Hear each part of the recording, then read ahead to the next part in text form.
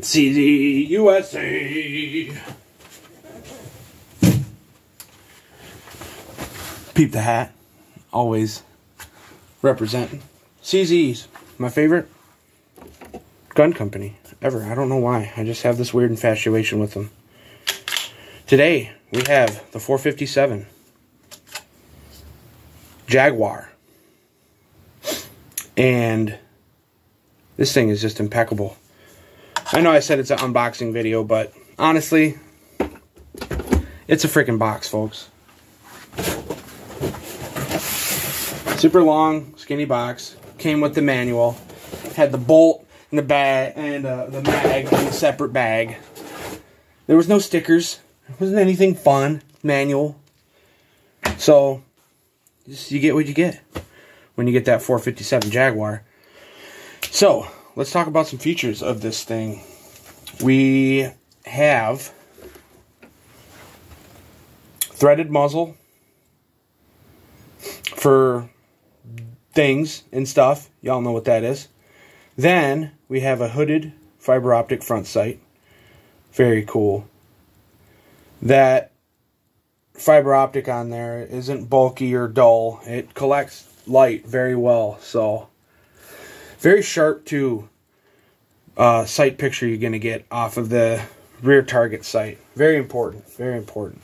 A lot of people really don't put much thought into their rear sight as they should.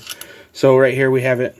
You could dial it from 25 to 200 yards. And I'll believe 200 yards out of this thing with the freaking 28-inch barrel. I mean, come on now. That's ridiculous.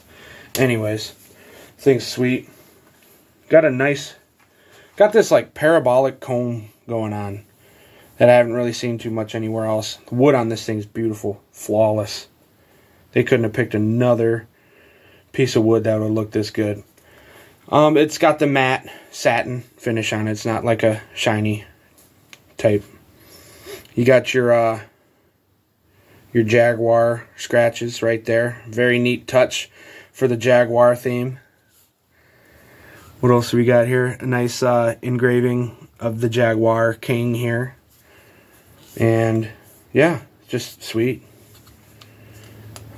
That magazine button is going to have to be dealt with. See, okay.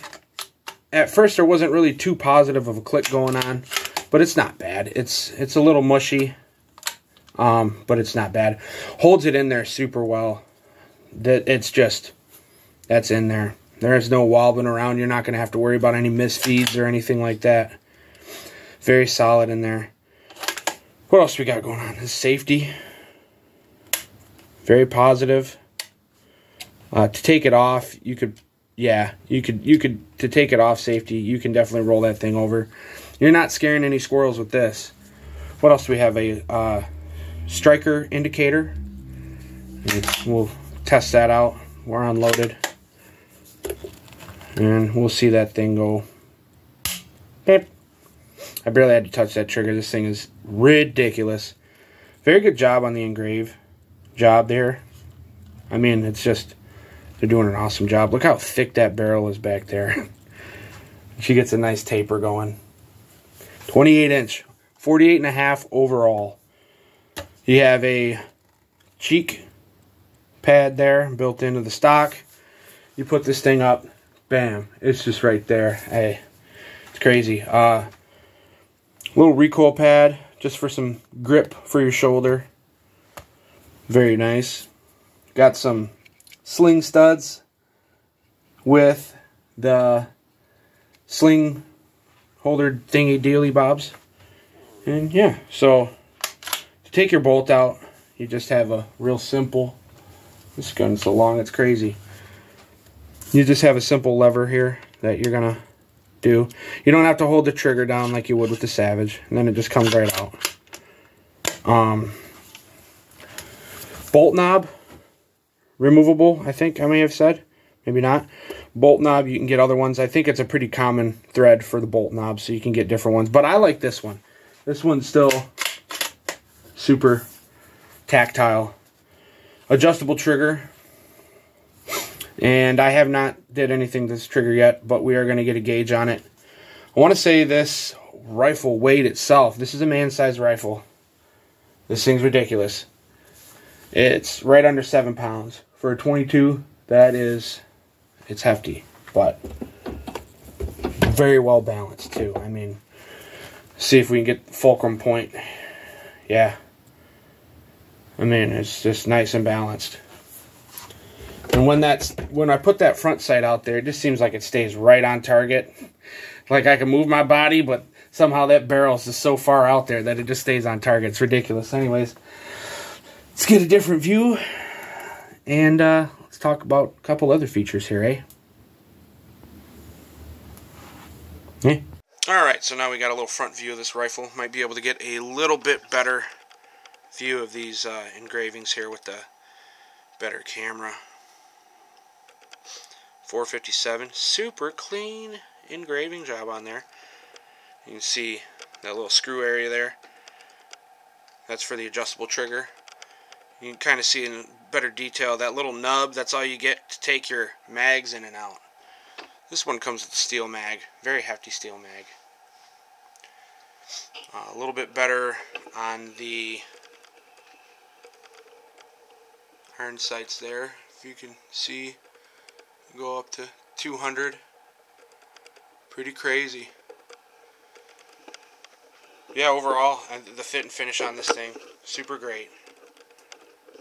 I'm just totally in love with it. I've been waiting so long. So let's get her cocked and let's get a weight on the trigger. Alright, we're zeroed out.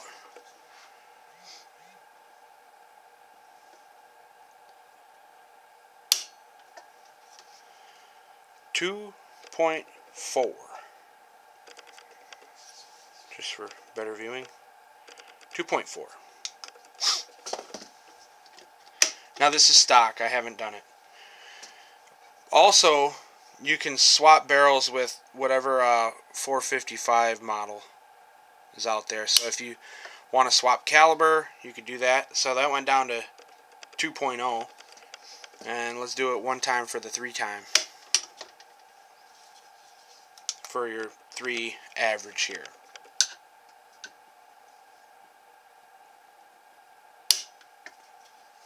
.2. So do it one more time just to see.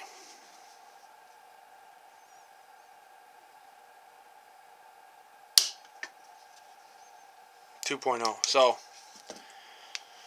most of the time when I was testing it, it was sticking right around 2.2, 2.4. But yeah, it's just an impeccable trigger. It's got really, it's not mushy. You just push that thing. I mean, it's not as light to where the point where if you blow on it, you know, there's still some safety going on, of course. But it's just awesome trigger, just perfect for what I'm going to need it for. We have this 11mm rail that's kind of CZ's proprietary thing. And I think you got to get special rings and stuff to fit it. Or you can get like an adapter. That'll adapt that over, and then you can have, you know, your Weaver style or your Picatinny. I haven't really figured out which way I want to go with this one yet. If I want to keep it iron sights or if I want to put a scope on it. If it's too stupid accurate, like I'm seeing people are punching one hole inside of another, just shot after shot, yeah, I'll probably end up having to get it scoped. But otherwise, I mean, this thing's just beautiful. It's great piece. What else? I want to say something. The manual said something about a lower striker weight in the 457s compared to the 455s. So I'm guessing that'll have to do with you know, some better reliability, or trigger weight is probably what it's really going to have to do with, is how the trigger feels. That's why that striker weight. Man, what a beautiful piece. What a beautiful, beautiful piece. I will get some more mags for it, of course. You can't just have one mag. I mean, you can, but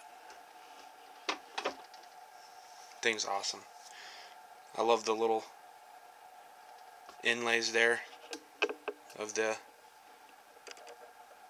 Jaguar scratch. I don't know, you guys have these? I've seen a few videos. They're pretty neat.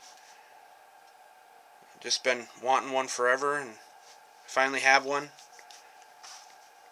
First time I tried a 452 was an old 452 Lux, I think.